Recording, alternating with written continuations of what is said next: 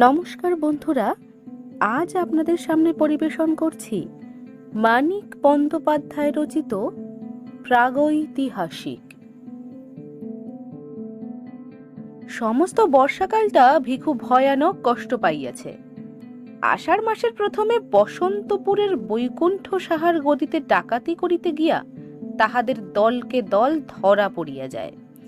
11 জনের মধ্যে কেবল ভিখুই কাঁধে একটা বর্ষার খোঁচা খাইয়া পলাইতে পারিয়াছিল।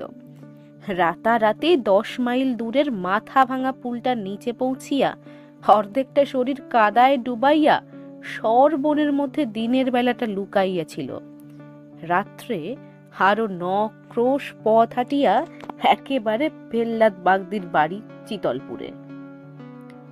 পেল্লাদ তাহাকে আশ্রয় দেয় নাই। কাঁচটা দেখাইয়া বলিয়াছিল, গাও